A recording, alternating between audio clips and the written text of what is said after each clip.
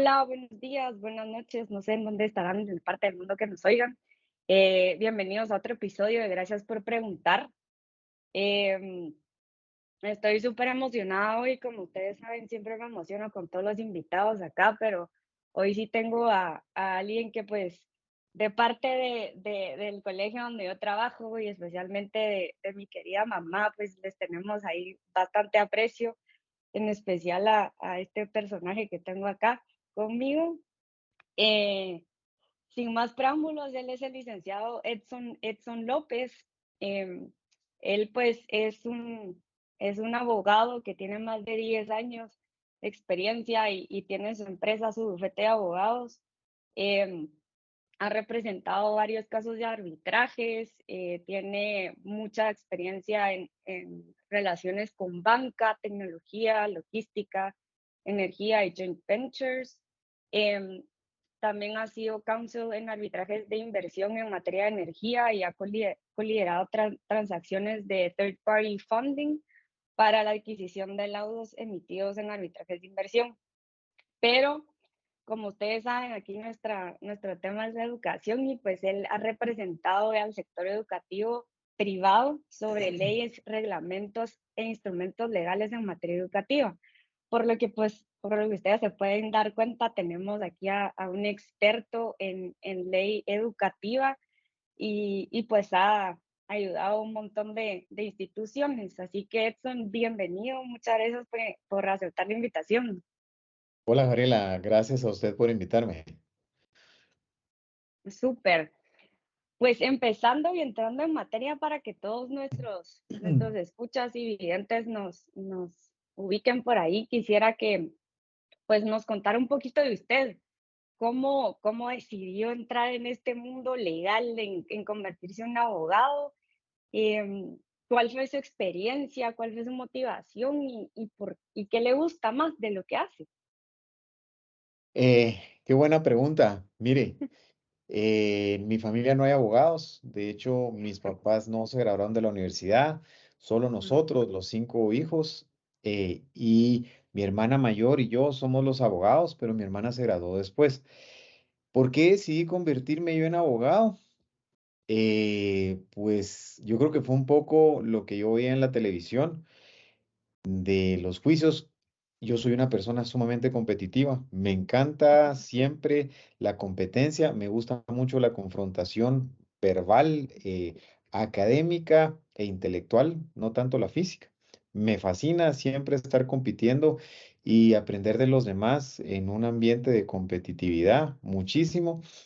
Pero sobre todo también cuando yo recuerdo que estaba como en segundo, tercero básico, yo participé en un debate, me sentí muy cómodo, me sentía como pez en el agua, y dije, a esto es a lo que me quiero dedicar.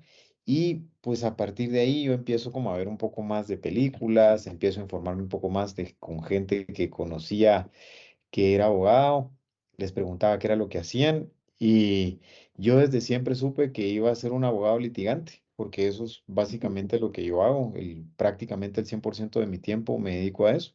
¿Y por qué abogado litigante? Porque me gusta defender causas en las que yo creo.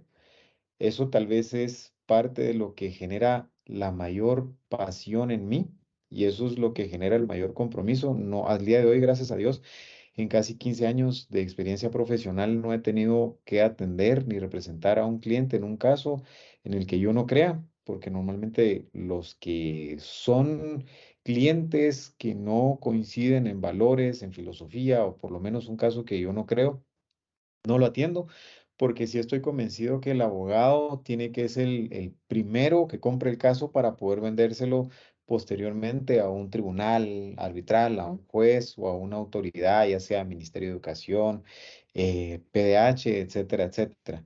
¿Qué es lo que más me gusta? Para contestar las preguntas que me hizo, ¿qué es lo que más me gusta? Sentir que ayudo, la verdad. Me gusta muchísimo sentir que con cada cuestión que hago en el día a día, con cada pequeño detalle, con cada caso que llevo, con cada caso que yo estoy trabajando con mi equipo, estamos haciendo la diferencia. y que estamos dejando una huella en el mundo. Y en el tema específico de la educación, em, la razón y la verdadera motivación que yo tengo es porque creo que con cada caso que nosotros atendemos, estamos ayudando a mejorar un poco la educación, no solo en Guatemala, sino en Latinoamérica en general, porque no solo he visto casos acá. Entonces, eso. Súper. Y sí, cabal, como usted mencionaba, se ve y se siente esa como el querer ayudar, verá, en todo lo que usted hace. He tenido varias conversaciones ahí con usted y la verdad es que sí se nota esa, aparte de que no cualquier abogado le dice a uno, bueno, sí, no importa, le entramos, ¿verdad? Eh, es eso, ¿verdad? El querer mejorar o ayudar a esa parte de la población que a veces, muchas de las veces creo que no se siente apoyada. Y siguiendo con esto de la educación, cuéntenos un poquito cómo, pues aparte de ver todo esto, y me imagino que durante esos estudios pues vio diferentes casos, em, pero ¿cómo terminó ayudando legalmente al sector educativo privado? Porque me imagino que tal vez fue alguna experiencia o algo así, ¿verdad? Sí, es una historia bien particular. Mi historia tiene que ver con mi historia profesional en Ajá, el despacho en el que yo actualmente trabajo. Que en ajá, ese momento yo era asociado senior, yo fui el primer asociado senior de la firma. ajá, Y entonces mis funciones eran encargarme de toda la parte de litigios en general, litigio ujú, jurisdiccional, a los pocos arbitrajes que teníamos en ese momento, y además tenía que desarrollar la práctica de derecho laboral, que no teníamos clientes en ese momento. Entonces, yo tenía mucha relación con la gerente de recursos humanos del principal cliente que la firma tenía en ese momento, que era bastante ujú, joven, tal vez tenía unos 6 años más que yo. Para ese momento, si nos ubicamos en el tiempo, probablemente yo tenía como unos 24, entre 23 y 25 años, ya no me acuerdo. Y ajá, em, ella había trabajado con una amiga en otra empresa. ajá, Y esta amiga le dijo, necesito un abogado que sea bueno, que sea joven y que no cobre tan caro para ver algunos temas laborales del lugar en donde yo trabajo, que era una asociación que maneja 7 colegios.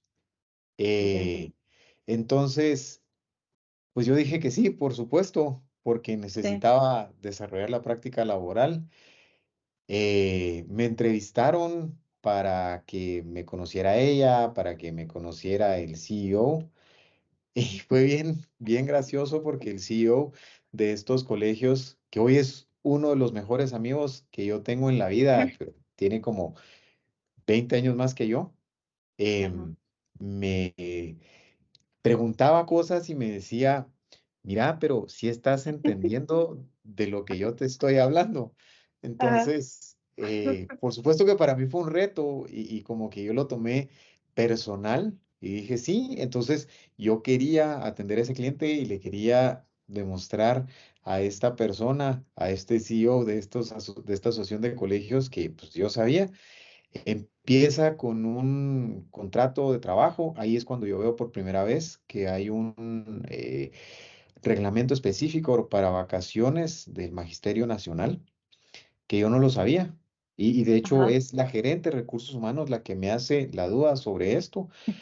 Eh, Luego nos dan un reglamento interior de trabajo, o sea, temas laborales específicos, pero enfocados a no uno, sino a 7 colegios, porque es una asociación, ujú, como le decía, que maneja 7 colegios. De ahí em, nos dan la recuperación de la cartera vencida, cositas muy pequeñas, digamos, 35,000 quetzales, cosas así, pero sí. surge este caso de este señor, y asumo que esto, alguna de estas cosas vamos a hablar a lo largo de esta entrevista, pero eh, este señor que debía 1 año y medio, o sea, cualquier parecido con la realidad, usted me dirá si es cierto o no, ¿verdad? Pero Sí, Eh, pues este señor no había pagado todo el año anterior, tenía dos hijas, y ya llevábamos medio año del siguiente y Ujú, tampoco pagaba. Él resulta que también prestaba servicios para el colegio porque el colegio lo contrataba para ayudarle y que se agenciara de fondos y pagarle al colegio lo que le debía.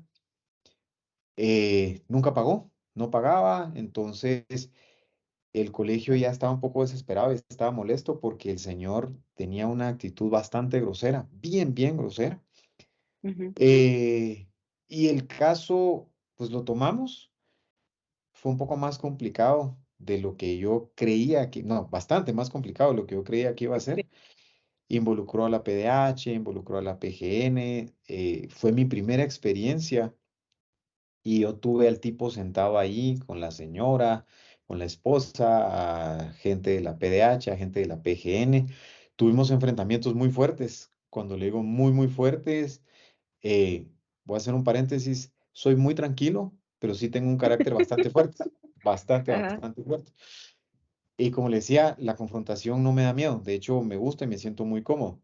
Entonces, estaba yo, digamos, 15 años atrás, sí, en una etapa distinta de mi vida, la efervescencia era mucho mayor y bueno, para hacerle corto el cuento, finalmente yo dije, a las niñas ya no las aceptamos más, este, le vamos a retener lo que el colegio le dé, vamos a ejercer el derecho de retención porque este señor, hay doble deuda, acreeduría entre las dos partes y con eso vamos a pagarnos lo que el señor nos debe. Finalmente, una deuda, creo, es que estoy tratando de recordarme, creo que eran como 75,000 quetzales, sí, que no he pagado un año y medio. El señor la paga en una semana. Este colegio queda muy agradecido. El señor mantiene una relación bastante más cordial porque era bastante abusivo en el resto del ciclo escolar con este colegio. Al final ya no continuaron las niñas para el siguiente ciclo escolar. Nos dan a partir de ese momento los casos más complicados. Un tipo, recuerdo que un tipo tenía que llegar a firmar un pagaré en la oficina, llegó tarde, maltrató a alguien de mi ujú, equipo, sí, sí, y lo saqué, literalmente lo saqué de mi oficina. Fue tal vez una de las confrontaciones más feas que yo tuve. Vuelvo y repito, yo tenía en ese entonces tal vez como unos 24 años, tal vez. ajá, Y fue un tema complicadísimo, denuncias por aquí, denuncias por allá. Entonces, el colegio, bueno, estos colegios nos adoptan o adquieren mucha confianza en nosotros. Luego, lo que viene es un evento de la Asociación de Colegios Privados ujú, para ver temas laborales y algunos temas educativos como tal, pues ya tenía yo cierta experiencia porque ujú, atendía estos colegios. Pues conozco a la directora de la asociación, que ella de hecho tenía su abogado, que atendía a los temas del colegio que ella tenía en ese momento, pero hicimos clic instantáneamente. Ella también es una gran amiga mía hoy en día y pues yo empiezo, como decimos los chapines, y soy bien chute, soy bien, bien chute. Entonces, ajá, yo le empiezo a preguntar cosas sobre cómo manejaban como ciertos puntos en particular. Eh, Creo que ella vio que pues conocíamos como los temas educativos que ellos o los colegios tenían en ese momento. Y a partir de ahí, Gabriela, pues empiezan a venir en una ola 10 colegios, en la siguiente ujú, ola otros 10 colegios, en la siguiente ola 25 colegios, y luego pues ya empiezo a dar yo conferencias en los ajá, colegios, escuelas de padres, en eventos en Guatemala, fuera de Guatemala, sí, genero una reputación en derecho educativo. Creo que fuimos la primera firma que desarrolló la práctica de derecho educativo. Somos la única firma en Guatemala que hoy por hoy tiene un equipo dedicado 100% de su tiempo solamente a ver temas de derecho educativo. Eso me lleva a atender colegios en otros lugares de Latinoamérica. En su momento creamos otra empresa que era el GLA, el Grupo Latinoamericano de Asesores por la Educación. Y ahí pues lo que hacíamos era grabar episodios o masterclasses para ¿qué? Ujú, Temas de bullying, manejo de emociones, porque digamos que trascendió un poco más allá de solamente el tema legal. sí. eh, y al tema de convivencia escolar, a entender un poco la dinámica de los distintas comunidades educativas, cómo están estructurados los colegios, la diferencia entre un colegio que es lucrativo, uno que no es lucrativo, y todas esas particularidades que hay. Em, entonces, aquí yo creo que en estos minutos le conté, perdón, cómo empecé y cómo fue que se fueron dando las cosas de una manera muy, ¿qué? Natural a lo Sí, largo de como unos 10 años, diría yo. sí, no, pero súper orgánica. Y me encanta porque se fue como formando esa reputación y ese valor, porque, pues, los colegios con los que le dieron la confianza de primero, pues, vieron que la calidad de su trabajo, vieron que tenía un buen equipo atrás y vieron, pues, que no se sintieron como desamparados en que, eh, del señor que les debía, por ejemplo, ¿verdad? Entonces es como algo que se va ganando, ¿verdad? Es como una confianza mutua, creo yo, al final de cuentas. Sí, Y no, me parece súper interesante porque no, bueno, uno va creciendo dentro de lo que se va moviendo laboralmente y por circunstancias de la vida va a parar a un lugar y encuentra algo que realmente le apasiona, pues porque, verá, yo esto lo empecé y realmente no pensé que fuera a durar mucho, pero heme aquí 3 años ajá, después. sí. Incluso creo que a usted le pasó y no pensó nunca en yo voy a estar en No, derecho educativo, pues no, nunca lo pensó. no, no, para nada. De hecho, esto para mí fue un accidente. Yo creo en las casualidades de la vida. Sí, No, totalmente. y, vamos a ver. A mí hay dos cosas que me apasionan en lo que hago.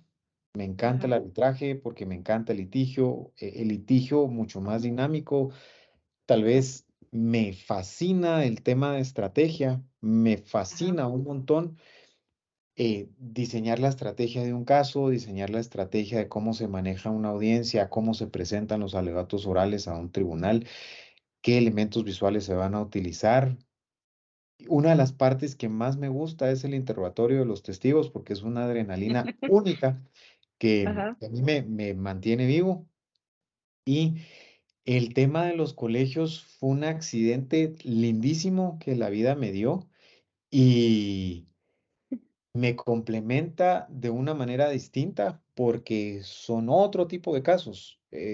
Digamos, por supuesto que el arbitraje es bastante más lucrativo, sustancialmente, pero esto a mí me alimentó y me llenó mucho en la parte personal, porque uno ve temas de niños.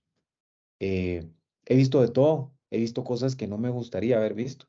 Yo soy papá de tres maravillosos hijos y creo que esto me ha preparado un montón junto con mi esposa, porque pues yo a ella le cuento mucho de lo que hago, por supuesto, sí, sí, pero me preparó mucho para ser un mejor papá, porque al final de cuentas uno ve todo, como le digo, y me parece que he tenido la oportunidad de ver de todo. O sea, si yo le contara de las totalmente. cosas que hemos visto, ha sido de todo, pero literalmente de todo.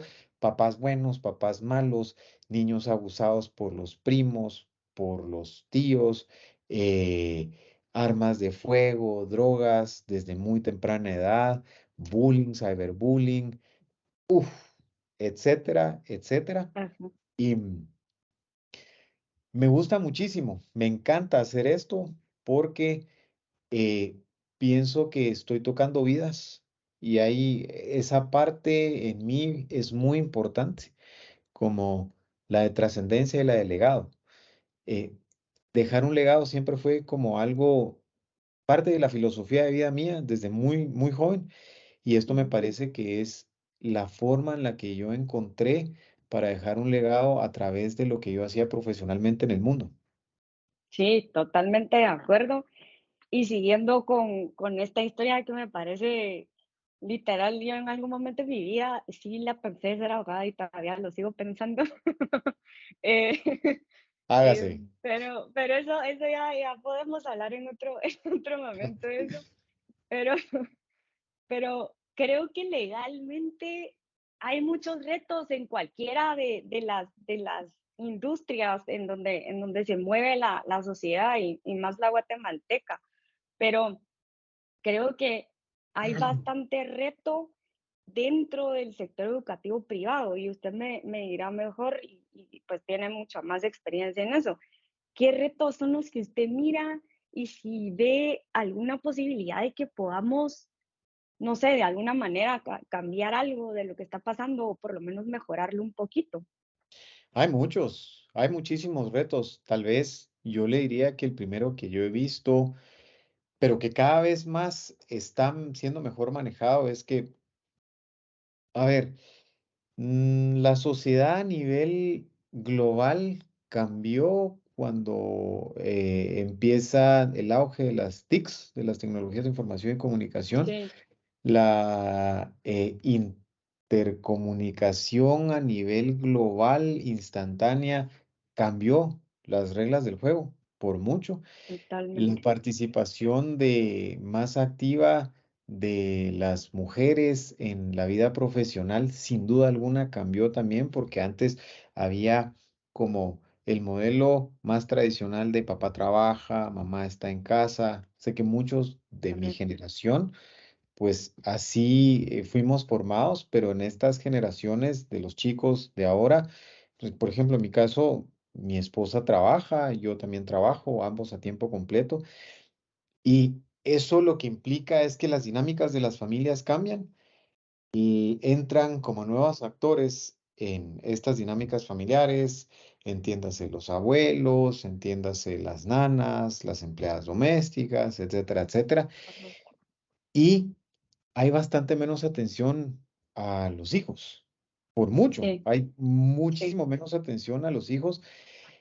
Y como decía, está la tecnología presente, están las redes sociales, que nosotros aprendimos a utilizarlas ya siendo adultos. Los chicos de ahora nacieron y están creciendo con sí, las redes sociales. Por supuesto que tienen una mayor ventaja que nosotros en este sentido. Están más formándose en el mundo virtual que en el mundo real, por mucho. Y eso tiene unos grandes retos para los que nosotros como adultos y como padres probablemente no estemos tan bien preparados, ni tampoco los centros educativos con todos los flagelos que esto conlleva y que esto genera y se importa al aula. La forma en la que se disciplina a los estudiantes el día, en primer lugar, tal vez, vamos a ver, sí, hay nuevos flagelos sí, cuya gestión tal vez no necesariamente es la mejor cuando tenemos maestros, coordinadores y tenemos directores que no están necesariamente formados ni preparados para el manejo de este tipo de situaciones. Hablemos del cyberbullying porque no manejan las redes sociales, correcto. de la introducción temprana de las drogas, de la pornografía, de el sexo en los chicos. Y digamos que hay Sí, estudios, hay muchos estudios que dependiendo de si es hombre o mujer, del tipo de comunidad educativa que sea, también dependiendo del estrato social, etcétera, etcétera, pero estudios alarmantes que a los 9 años ya tienen los chicos el primer contacto con la pornografía, a veces no hay filtros y eso ya genera sí, un flagelo bien, bien complicado. por supuesto. Lo mismo con las drogas, con el alcohol, etcétera. Y en el colegio muchos eh, funcionarios, maestros, coordinadores, inclusive directores, no están capacitados. para manejar estos temas y se ven abrumados, por un lado, pero por otro lado también, como decía, el tema de la disciplina, perdón, es complicadísimo ahora, es complicadísimo. ¿Por qué? Esto no solo es de Guatemala, sino es a nivel mundial. Yo he tenido la Ujú, oportunidad de conocer muchos colegios en prácticamente toda Latinoamérica, ujú, eh, asociaciones de colegios con los que me he reunido, he platicado, y todos tienen exactamente los mismos retos que tenemos aquí en Guatemala, solo que hablan un poquito distinto, pero de ahí para de contarlo, es exactamente igual. Y sí, que hoy los papás cada vez están menos dispuestos a asumir responsabilidades o consecuencias por los actos de sus hijos, sino por el contrario, suelen justificarlos o defenderlos independientemente de lo que hayan hecho, independientemente de lo que hayan hecho. Le tomaron el video a una chica desnuda, y lo viralizaron, y los papás del chico lo que cuestionan es por qué esta chica dejó que se tomara el video desnuda. No cuestionan correcto. por qué el chico lo viralizó y por qué no tuvo la sensibilidad de pensar que eso iba a dañar a esta chica, y que finalmente eso no está malo, y tratan de encontrar mil y una justificaciones. Y así le puedo contar cualquier cantidad de ejemplos. Cada vez más los maestros, los directores, los coordinadores y los funcionarios educativos en general están educando con más miedo, sin duda alguna. Sí, Están educando con más limitaciones, están educando con más temor a las represalias que puedan tener los papás. sí, Papás que ante la ausencia o ante la falta de involucramiento tan en el día a día, eh, de alguna manera compensan eso de otra forma con sus hijos a través de iPads, a través de computadoras, a través de celulares, a través de actividades para mantenerlos ocupados, pero sin realmente conocer lo que hay en el interior, en los corazones de sus hijos. Y estamos teniendo una generación de chicos que están careciendo de las habilidades blandas. O sea, cada vez están menos preparados para manejar, entender y canalizar sus emociones adecuadamente. Y por eso es que, si usted se da cuenta, los departamentos de recursos humanos de las empresas ahora se fijan muchísimo en esta parte. Ven mucho las redes sociales para ver qué por publica la supuesto. gente y qué no, eh, porque están careciendo de todo esto, la sensibilidad que hay hacia el tercero, la falta de empatía, y todo esto es una especie de cóctel que implica un reto grandísimo para la gestión de una generación, digamos, que trae retos distintos, que está influenciada por las redes sociales, con padres que no necesariamente están tan involucrados y que son sumamente sobreprotectores, y que a veces se convierten en hiperpadres, que son extremadamente sobreprotectores de sus hijos. Eso diría yo que es tal vez uno de los mayores retos que tiene la educación hoy en día, por un lado, y por otro lado también es que la regulación, las regulaciones que hay en materia educativa no necesariamente responden a la realidad, ni siquiera de ahora, de los últimos 20 años. O sea, cuando menos. Y Sí, eso no solo en Guatemala, sino también en muchos países de Latinoamérica.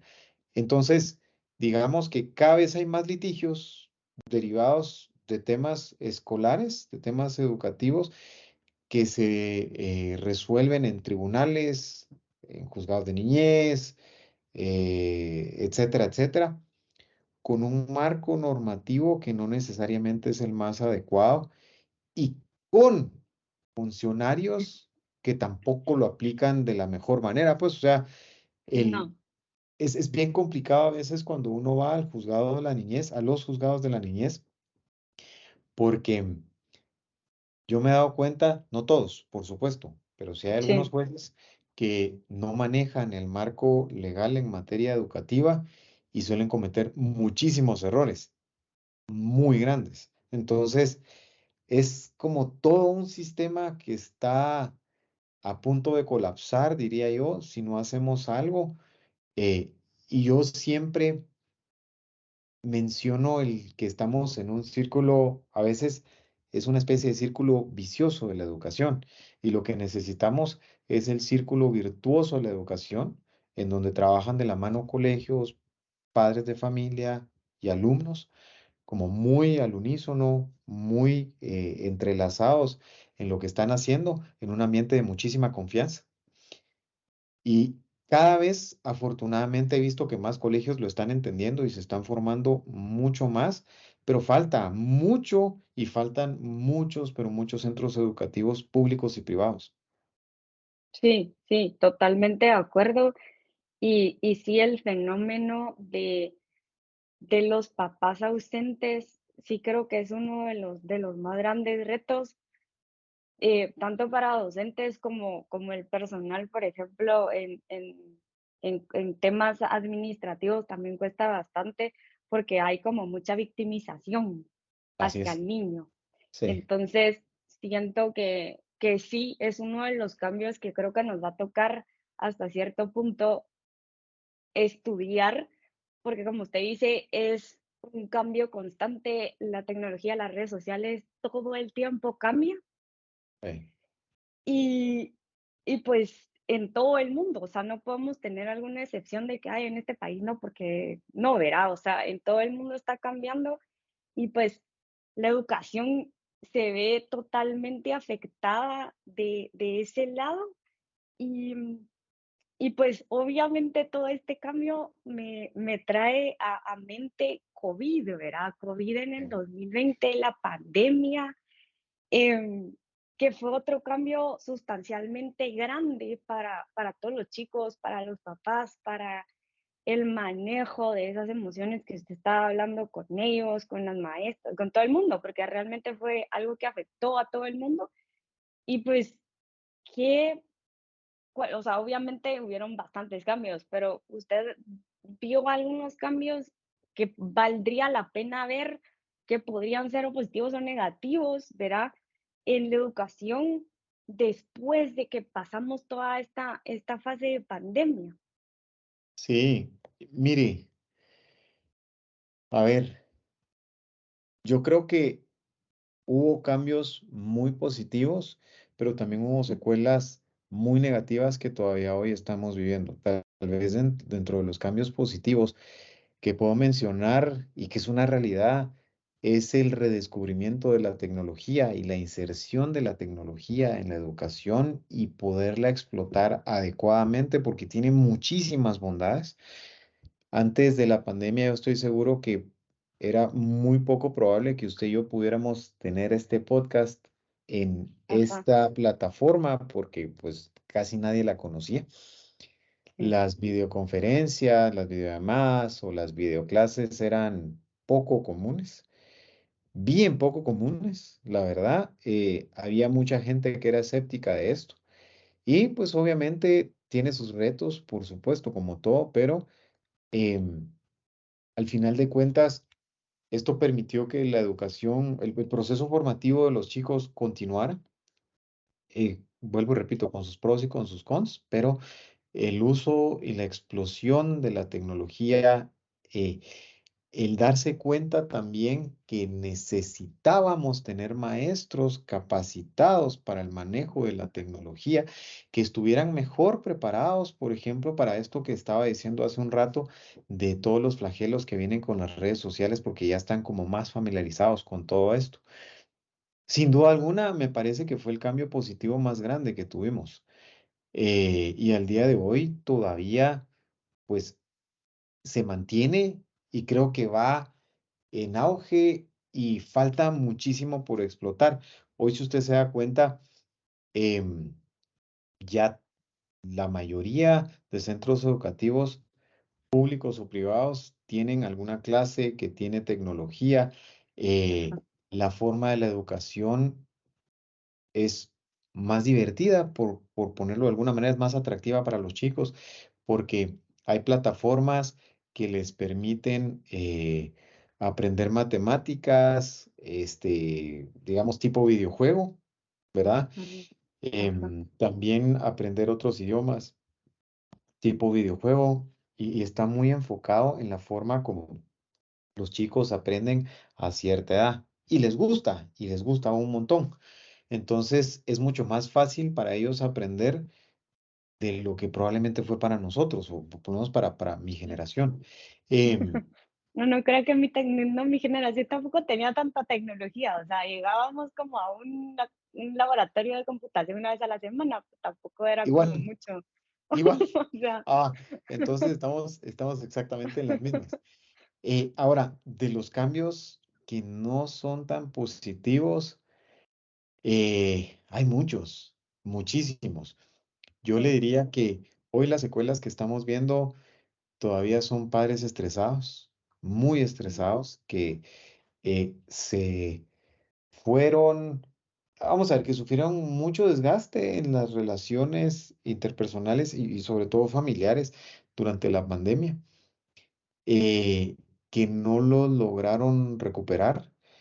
Desafortunadamente, después del que los colegios regresaron ya presencialmente, primero de forma híbrida y ya ahora este año de forma presencial, he visto como nunca, pero como ajá, nunca, casos de abusos de padres hacia hijos en sus casas, como nunca, ujú, eh, sí, digamos, de agresiones físicas que son complicadas, ¿verdad? Nunca lo había visto, esto es algo sí, que me ha llamado la atención. Por ejemplo, sí, sí, yo creo que en los últimos probablemente 18 meses, tal vez, he visto como unos 20 o 25 casos de estos, como nunca lo había wow, visto. sí, Eh, entonces, eso es muy complicado. Por supuesto que los chicos hoy todavía, particularmente los más pequeños, la socialización no es precisamente su fuerte, porque eso se aprende. Hay periodos sensitivos, ¿sí? Hay instintos guías y hay periodos ajá, sensitivos, ¿verdad? sí, sí, Y hay ciertas cosas que se aprenden a unas edades muy específicas. Y la socialización en la etapa temprana es muy importante. No la sí, tuvieron, estaban pegados a un electrónico. ujú, Entonces, digamos que al tener dificultades para la socialización, al no haber imposición de límites por parte de los papás, cuando los límites no necesariamente es que se impongan, sino cuando pasa se algo mal. marcan tal vez, ajá, Mire, y cuando no se marcan, pero los papás se desesperan y empiezan las ajá, agresiones físicas, entonces todo eso, imagine usted que tenemos 25 niños que vienen de 25 familias que tienen este cóctel que decía hace un rato y los mete usted en un aula.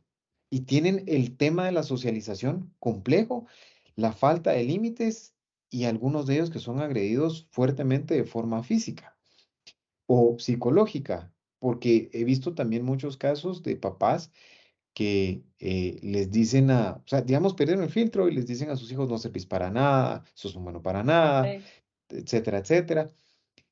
Usted los junta a todos en un aula, la socialización es bien complicada. El sí, manejo de las emociones es sumamente complicado.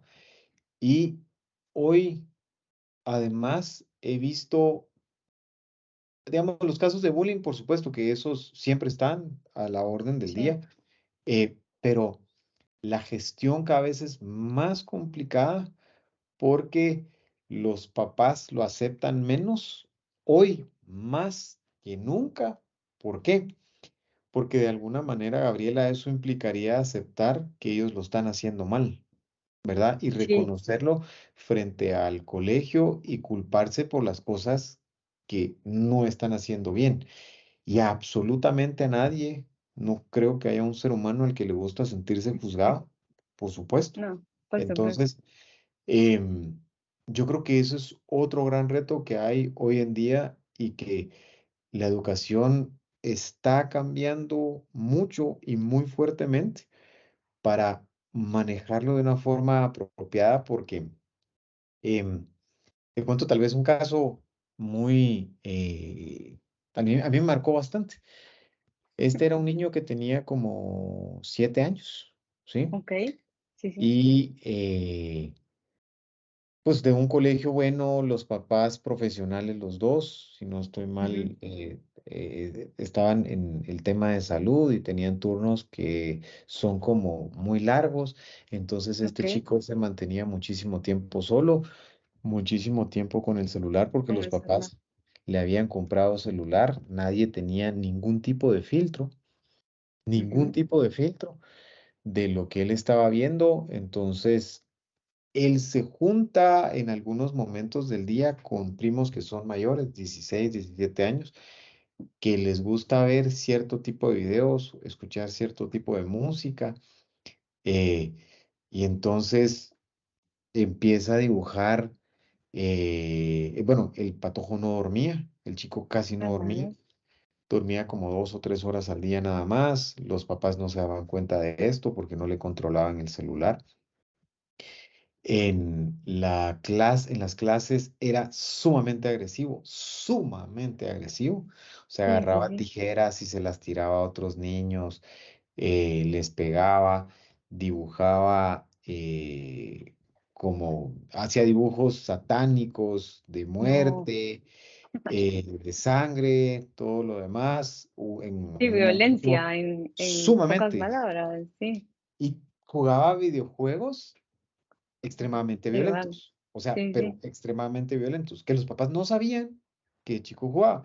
En algún momento le dice a una de las maestras que hay un personaje que le habla y que lo está viendo, Ajá. a la par de la maestra, y que le dice a él que tiene que matar a la maestra y A que ver. él quiere mucho a la Sí, maestra y sí. que él le dice a este personaje que no lo va a hacer, pero también que le dice este personaje que mate a los otros niños y que va a llevar un cuchillo al día siguiente al colegio. O sea, un tema bien complicado.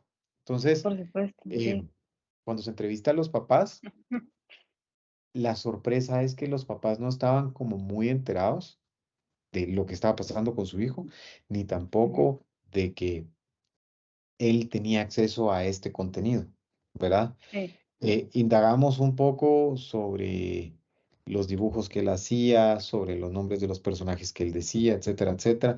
Nos dimos cuenta que eran personajes de estos videojuegos que él había dibujado. Nos dimos cuenta también que había unos personajes de unos grupos de música que él escuchaba. Entonces, como Ujú. que fuimos atando cabos. Una maestra inclusive en algún momento dijo, yo creo que el niño está poseído, o sea, y genuinamente lo No, decía. Sí, sí, sí, sí. qué impresionante. No, una cosa, pero mira, una cosa bien, bien complicada. Y entonces hicimos toda la investigación, como que entendimos por dónde podía venir el tema. Los papás, como les repito, no estaban como al tanto de que esto estaba ocurriendo con su hijo. Y finalmente, pues entendieron que había que poner un poco más de atención, que había que limitarle el acceso a cierto contenido, que había de alguna manera que limpiar la mente por todo lo que él había visto y que se enfocara en cosas de su edad. Y pues el chico ahí está muy bien, afortunadamente. Em, por supuesto que esto cambió la dinámica familiar. Esto fue algo que marcó un antes y un después en esta familia. Y a esto justamente, Gabriela, yo me refería Ajá. con los retos y con que uno, con lo que está haciendo, de alguna manera puede hacer la diferencia, porque Por supuesto. pues probablemente lo más fácil hubiera sido sacar al colegio, al niño del colegio, Al perdón, niño, porque, digamos, mandarlo a una evaluación psicológica, que por supuesto se le hizo después, solo para sí. confirmar todo. Pero no, era como tratar de encontrar la raíz del problema, ayudar a la familia a través del colegio. Y la familia, gracias a Dios, afortunadamente sí aceptó como la información que el colegio le estaba dando, aceptó las recomendaciones y la dinámica familiar cambió. Y hoy tenemos una familia que es mucho más unida, padres que están mucho más involucrados en la vida de su hijo, con más control sobre lo que ve, y estamos teniendo un chico que ya está viviendo las cosas propias de su edad sin saltarse etapas. Entonces, Sí, ese me parece que es tal vez uno de los ejemplos más claros de los retos que hay hoy en día y post pandemia. sí, sí, sí. No, y seguramente, pues hay así y hay tienen sus bemoles, porque pueden haber unos que sean como que mucho más impresionantes y más fuertes para uno como de asimilar, porque realmente estos cambios de los que estamos hablando, pues fue algo que no planeó ni ellos, ni nosotros, ni el niño, ni mucho menos, pues estábamos preparados como para enfrentar todo esto y este aislamiento que pues al final da mucho lugar al mal uso de la tecnología y da también, creo yo, mucho el no querer hacerse responsables, en este caso, por ejemplo, de un niño por estar trabajando, por ejemplo.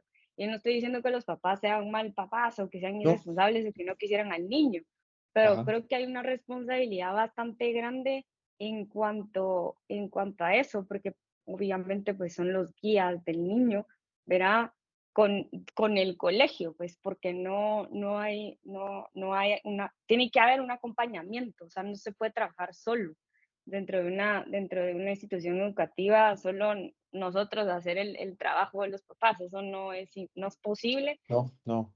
Y pues creo que este caso fue, como te dices, súper ilustrativo en cuanto a lo que veníamos hablando. Y pues obviamente yo del lado de que lo veo también en el lado educativo, veo mucho del lado administrativo. Siento que tenemos bastantes cosas legales que tenemos que tener presentes, ¿verdad? Usted sabrá Sí, mejor que yo en cuanto a sí. documentación, qué leyes, que cómo se procede por cierta cosa. Ya nos estaba más o menos contando con estos casos que nos estaba contando, pero yo quisiera como, no sé, o sea, usted sabrá si nos da una lista o no, de Ajá. un top 5 así, de que usted diga, o sea, tienen que tener este documento y cómo actuar ante esto, pues, por ejemplo, si se nos presenta un caso A, tener el documento B para hacer C, ¿verdad? Y ya tener como, no una estrategia, pero estar como Entiendo. más preparados en cuanto a lo que se nos pueda venir, porque con estos cambios creo que nadie está preparado para lo que viene o para lo que nos va a tocar.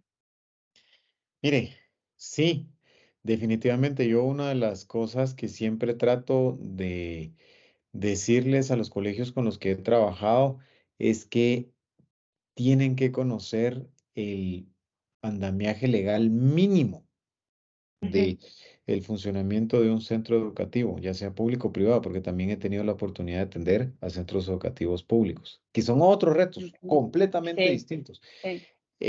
completamente diferentes. Y pues que vayan haciendo su protocolo de reacción ante distintas situaciones que se les pueden presentar basado en este marco normativo mínimo que deberían de conocer. De hecho, una de las cosas que me gusta más hacer con los colegios son talleres o entrenamientos ante Ajá. situaciones que son muy comunes después de haberles dado la parte teórica de cómo funcionan las leyes, los reglamentos, etcétera, etcétera, para después ver cómo los aplicarían ante ciertos supuestos que estoy seguro que se les van a presentar. Ujú, Y es muy enriquecedor ver cómo a veces no lo han entendido bien o a veces tiene un enfoque un poco distinto al que nosotros le daríamos. Y francamente yo he aprendido mucho de la forma de pensar de los educadores y ujú, que es muy distinta a la forma de pensar de nosotros los abogados, sin duda alguna, porque nosotros probablemente somos un poco más rígidos en la forma como quisiéramos que se hagan las cosas para proteger a los colegios. Sin embargo, los colegios están muy enfocados, los buenos colegios, por supuesto, ujú, están más enfocados en no protegerse, sino por el contrario, atender a los alumnos, atender a las familias. Y eso es muy sí, loable, es muy lindo y es como tratar de encontrar un justo medio o un equilibrio entre ambas posturas. Y mire, sí, por supuesto que le puedo dar una especie de top 5, no sé si va a ser top 5 o top 10 en las que se me vayan ocurriendo, pero... em, Como mínimo, yo lo que le diría que un colegio debería de saber son ciertos artículos de la Ley de Educación Nacional. Ujú, Uno. Dos, ciertos artículos, particularmente el 43, el 44, el 53 y el 54 de la Ley de Protección Integral de Niñez y Adolescencia. ujú, El artículo 71 y 72 de la Constitución Política de la República, que es el que establece, digamos, los parámetros generales de la educación. Eh, y esto, digamos, es un marco muy, muy general. Luego, sí, ya en el quehacer educativo per se, que es lo que utilizan en el día a día los colegios y que yo sí recomendaría que lean, que conozcan, que entiendan y que lo sepan utilizar, por lo menos, digamos, en la parte administrativa como tal, el decreto ley 116/85, que es el que establece lo relacionado con las cuotas, y voy a hacer un paréntesis ujú, acá. El sector sí, educativo es probablemente uno de los mayormente regulados, con más camisas de fuerza que hay. No se pueden hacer incrementos. Hay cuotas topes que están autorizadas por el Ministerio de Educación.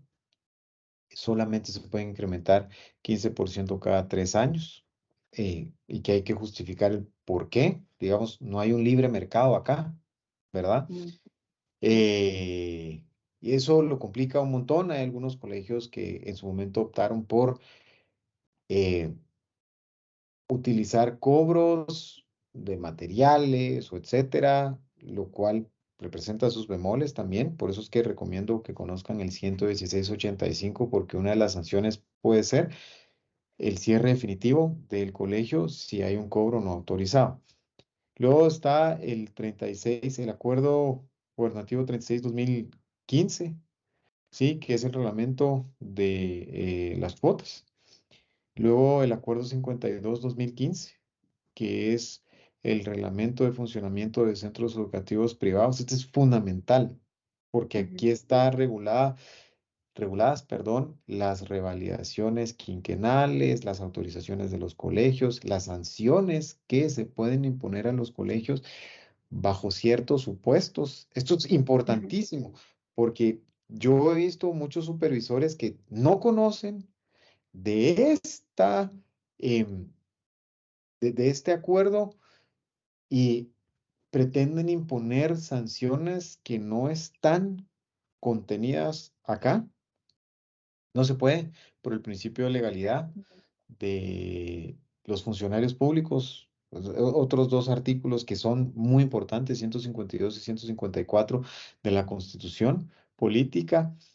Eh, Luego le diría que para efectos de la materialización de la formación, cuando mínimo deberían conocer el Acuerdo Ministerial 1171/2010, ujú, que es el reglamento de evaluación, porque ahí están los supuestos.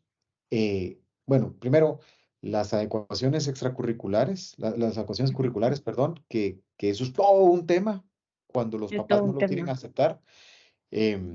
Y hasta dónde deberían de llegar las adecuaciones curriculares, y luego, después de cierto nivel, qué debería ser educación especial, porque hay una ley específica sobre colegios de educación, centros educativos, perdón, de educación especial. Ujú, sí, Em, ¿Cuántas oportunidades de recuperación hay? ¿Verdad? ¿Cuáles son los supuestos? Digamos, todo eso está regulado ahí. Luego, en temas de convivencia, yo le diría que cuando mínimo, pero cuando mínimo, deberían de ujú, conocer dos. El acuerdo ministerial, el 1/2011, que es la normativa de ujú, convivencia pacífica para los centros educativos. No soy ujú. gran fan de esta normativa. De hecho, no soy fan de muchas de las normativas que hay porque no responden a la realidad, como le decía. Sí, Eh, el 1/2011 ha sufrido muchos cambios porque, por ejemplo, cuando salió publicado en el 2011, la sanción máxima que se podía imponer a un estudiante era el retiro del aula hasta por 5 días, independientemente de la acción más grave que usted se puede imaginar que podía realizar. No se podía correcto. imponer ni una medida de suspensión externa. Esto solamente si el alumno iba a ser que insertado en un centro de reclusión, pero eso es, digamos, algo completamente distinto. Luego, cuando surge todo este tema de las discusiones del Magisterio Nacional, Ujú, eh, hubo una modificación en la que de 0 nos fuimos a 100, porque lo que se pretendía imponer como sanción era la anulación del código del educando, era prácticamente la muerte civil del educando, ujú, del alumno. Por supuesto, hubo quienes lo impugnaron, esto fue declarado inconstitucional, hubo algunas modificaciones, no recuerdo mal, en el 2017 y en el 2020 o 21, ahí sí ya no me acuerdo específicamente. sí, Y pues hoy es un acuerdo que deja ciertas libertades. Hoy la gran duda por la forma como quedaron algunas de las disposiciones después de las declaratorias de inconstitucionalidad de ciertas frases es si se puede o no suspender externamente a un estudiante. Mi postura es que sí. Eh, ¿Por cuánto tiempo se puede hacer? Porque tampoco lo dice. Y sí, lo que, digamos, hoy no debería de poder hacerse por múltiples sentencias de la Corte de Constitucionalidad es expulsar a un estudiante, porque se considera que se viola el derecho a educación al cortar su proceso educativo. Sin embargo, sí se puede trasladar a otro centro educativo. Hay como muchas maneras de poder hacerlo. Y siempre en el tema de convivencia, Gabriela, diría yo como para finalizar el mínimo del ABC que los centros educativos deberían conocer, eh, como hay temas que involucran violencia, como le decía, a veces dentro del centro educativo o a veces fuera, importado, em, hay un acuerdo que es el 1217 del 2021 que sacó el Ministerio de Educación, que es precisamente para el manejo de todos los casos de violencia en contra de niños, niñas y adolescentes en el sistema educativo nacional. Este acuerdo establece una especie de protocolo de cómo se tiene que plantear la denuncia, ante quién, el tratamiento que se tiene que dar para efectos de la investigación, las medidas cautelares de protección que se tienen que dar, por ejemplo, la separación del presunto agresor, y dependiendo de quién sea, si es un estudiante, si es un profesor o si es un tercero, qué camino es el que tiene que seguir y las sanciones que se tienen que imponer, porque por supuesto que van interrelacionados, por ejemplo, si es un alumno con el 1-2011 o con el reglamento interno del colegio de convivencia que cada colegio tiene, si es un ujú, profesor, por ejemplo, viene como muy de la mano con el reglamento interior de trabajo que todos los centros educativos deberían tener. Eh, Así que diría yo que como mínimo estas serían est- los, las normas que cada centro educativo debería de conocer, que debería tener en el radar y debería tener una especie como de protocolo de reacción para que cuando se les presente una situación de bullying, de armas de fuego, de drogas, de faltas de respeto, de conductas sexuales inapropiadas, de inconformidad en notas, de cobros, etcétera, etcétera, sepan cómo manejarlo y sobre todo que estén informados para poder gestionarlo directamente con las autoridades del Ministerio de Educación, de la PGN, de la PDH o inclusive si les toca ir a un juzgado, porque como le decía hace un rato, no necesariamente todos los funcionarios del Ministerio de Educación manejan de una forma apropiada las leyes y los reglamentos que rigen el sector educativo. Eso. sí, sí. Sí, no, me parece súper básico que pues tengamos este tipo de conocimiento porque uno creo que a veces se deja llevar mucho por lo que subjetivamente estos funcionarios públicos llegan a hacer o decir dentro de las instituciones. Y esa es mi percepción así bien, bien, bien mía. verán, no lo voy a generalizar porque, pues obviamente un funcionario público se agarra mucho de yo soy la ley y entonces yo decido qué hacer, no necesariamente Mm, sabiendo un contexto legal detrás que pues obviamente ellos también deberían de cumplir. Que sí, obviamente hay muchas leyes que subjetivamente uno las puede agarrar y las puede, pues, adueñarse hasta cierto punto y manejarlas desde el punto de vista personal y muy de uno, pero pero sí creo que en los centros educativos, como usted dice, por lo menos este ABC que nos acaba de decir, deberían de estar como más preparados en cuanto a que los agarren de un día para otro y que no sepan cómo reaccionar incluso ante un funcionario público, no necesariamente un papá, ¿verdad? Porque muchas veces da más ese temor a poder actuar fuera o dentro, qué se les permite, qué no se les permite por sí. esa camisa que usted dice Mm, de seguridad, que muy bien lo describió, que pues no se puede dar ni un paso adelante porque pues hay que preguntarle a nuestras autoridades. sí. Em, pero, verás, son cosas que pues esperaría yo poder cambiar en algún momento. Sí, ese eh, es, ¿Verdad? es el Pero reto. sí, cabal, cabal, yo creo que sí. Y por último, Edson, yo siempre, pues al final de estas pláticas, pido a todos mis invitados si nos quieren como resumir o dejar un consejo final para, para nuestra audiencia, para la comunidad educativa. Verán, en este caso obviamente va a ser legal por ser usted un abogado, pero si nos quisiera dejar un último pensamiento. Sí, mire, paradójicamente no siempre termino dando un consejo legal, sino más desde la experiencia que me ha tocado vivir, porque ha sido, mire, ha sido de todo y la verdad es que me ha ayudado, como le decía, a crecer muchísimo como ser humano, no solo como profesional, sino como ser humano, como papá, como esposo, etcétera. El consejo que que le daría a la comunidad educativa en su globalidad, entiéndase colegios, entiéndase maestros, entiéndase padres de familia, autoridades y los propios chicos, que pues por ellos es que se hace todo al final de cuentas y son la inspiración de muchos maestros que merecen todo mi respeto y mi admiración, es probablemente muy obvio, pero es la realidad. Mire, infórmense, conozcan, investiguen, sepan qué es lo que está pasando. Si ustedes saben, como les decía hace un ratito, qué redes sociales son las que utilizan los chicos, por supuesto que van a ser mucho más hábiles para poder manejar las situaciones que se presenten derivados de las redes sociales.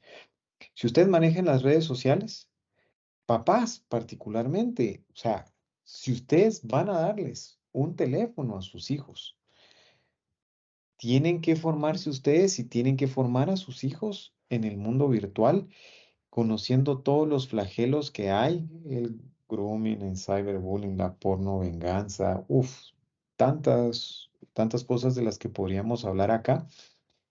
Em, Porque entre mejor informados estén y mejor informen a sus hijos y mejor sepan también los colegios que estas cosas están pasando, mejor lo pueden prevenir y mejor lo pueden gestionar cuando se presente.